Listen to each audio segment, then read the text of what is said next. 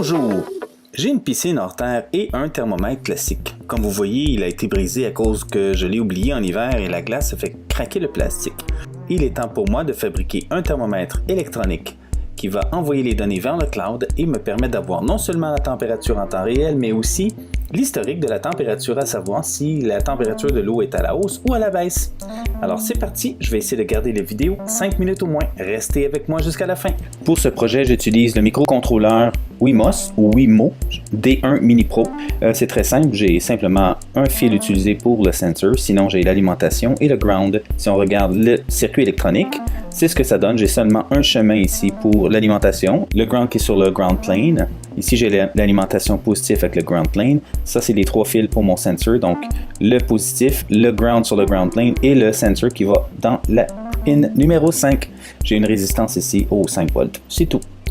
J'ai ensuite généré les fichiers pour FlatCam. Dans FlatCam, voici un résumé des composantes que j'ai. Donc, le bottom board. J'ai généré un fichier pour la géométrie pour la coupe du circuit. Ça, c'est le tracé pour le toolpath.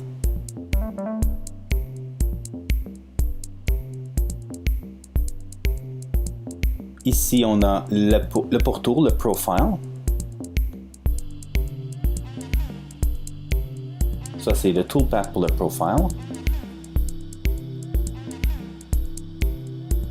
Ici, on a les trous pour les drills.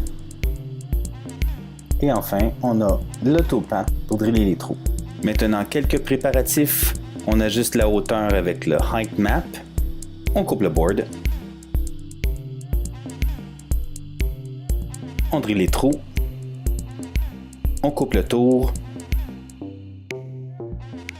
Une petite inspection visuelle et c'est réglé. L'électronique est complétée. Voici maintenant un playback de la séquence des événements qui constitue la création du boîtier.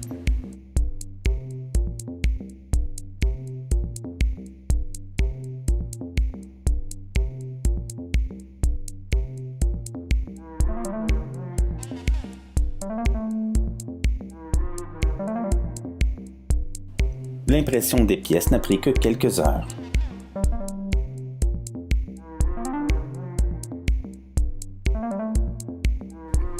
Après avoir inséré le microcontrôleur et les composantes, j'identifie certaines pins.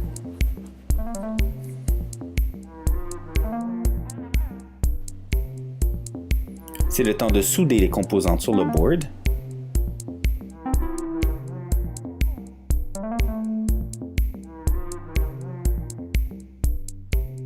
Une inspection visuelle s'impose, tout est en ordre. Maintenant, je branche l'alimentation électrique. Voilà ce que ça donne dans le tiroir. L'électronique est insérée dans le boîtier. On insère le tout de façon permanente et c'est réglé.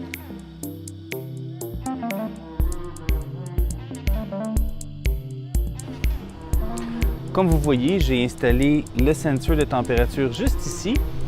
J'ai mis l'antenne en dessous ici, comme ça, si jamais on joue dans l'eau, les ballons, les choses comme ça ne vont pas briser. Et ici, il y a des splashes d'eau.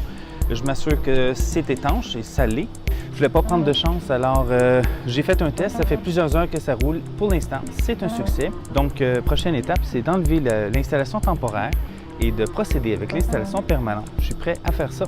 On commence tout de suite.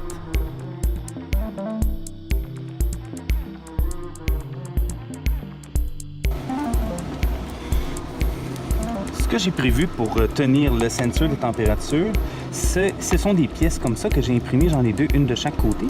Et puis l'idée, dans le fond, c'est de pouvoir tenir le sensor de température correctement. Et quand l'automne arrive, quand c'est le temps d'enlever le sensor, juste à le glisser vers le haut comme ça. Et ça va pouvoir sortir sans aucun problème. Le printemps, je vais le réinsérer à sa place. Alors, c'est le temps d'installer les appuis.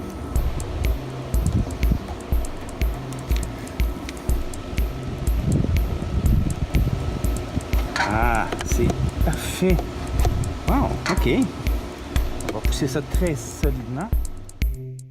Comme vous pouvez voir, le boîtier a été imprimé de telle sorte que si l'eau tombe sur le dessus, elle ne va pas entrer à l'intérieur. De plus, le boîtier s'enlève très bien l'automne. Vous voyez aussi en superposé la température de ma piscine. Elle est à la hausse lentement. L'eau est encore froide, mais on est le printemps et je viens d'ouvrir la piscine il n'y a pas très longtemps. Ce projet est donc un succès. Et voilà, ceci termine la vidéo pour aujourd'hui. J'espère que vous avez apprécié et j'espère que vous avez appris quelque chose. Si vous avez des idées à me suggérer, n'hésitez pas à m'en faire des commentaires. Abonnez-vous à ma chaîne, cliquez sur le petit pouce pour m'encourager et n'oubliez pas de cliquer sur la petite cloche. Ainsi, lorsque je vais mettre des prochaines vidéos en ligne, vous serez avisé. Bye!